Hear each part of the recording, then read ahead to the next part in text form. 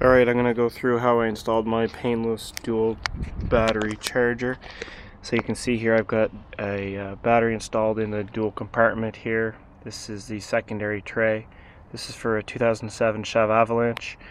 I bought a Group 34 battery just at Costco for $95. The only other thing you have to buy is one of these small bolt and almost like trapezoid shaped parts from the GM dealer to hold it into the tray.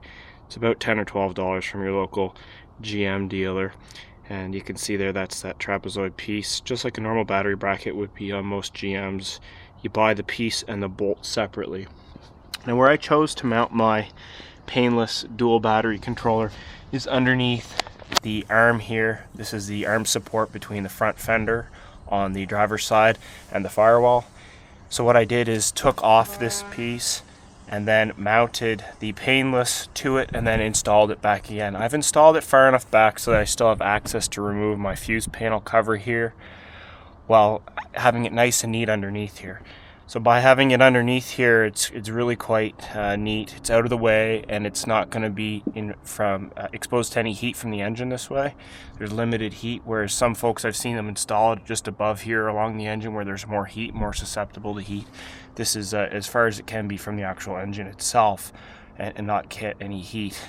One of the positive leads runs down here along the inner fender wall and then just up in here to the battery terminal itself. The other positive lead to the main battery runs along over top of the engine, and where it actually connects to is on this side of the main power, okay, coming from the battery, from the main battery. This is fused with a 175 amp fuse on this side. You want to hook it to this side because on the bottom side of here is directly where the power is coming from the battery to the actual starter / alternator. So you want to be on the exact same side as that, okay? So the nice thing about this is your pre-made ends on the Painless kit will just attach right to here. You'll then add another end on that comes with the kit and attach it right under there to the Painless. Really not a difficult setup. Now for the ground, for the main ground, what I chose to do is right here on the side of the engine itself. You'll see that there's a bracket retainer here just for one of the normal loads. There's a 10 mil or 11 mil nut here that actually is threaded right into the engine block itself. Just unthread that, and then what I did is I just picked up from one of the local auto shops about a 40-inch ground cable with a battery post on the opposite end of it.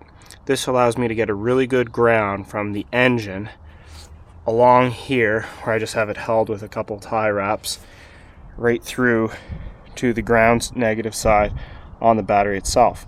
Now, from the battery here, I go with the black negative that the Painless kit held, or came with rather, which is running along the firewall and then underneath to the Painless. So I've got a very good quality ground right from the Painless really to this side of the battery as well as to the alternator.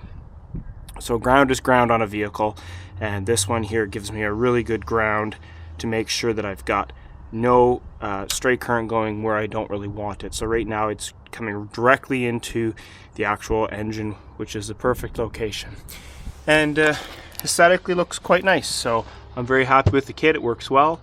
It does a great job at isolating the battery, and you can see underneath there it's really hidden quite well out of the way, and pretty happy overall with the kit. If you stand back and look underneath from the engine, it still looks quite clean, so you don't really see a lot of wiring or other additional stuff. Thanks for watching.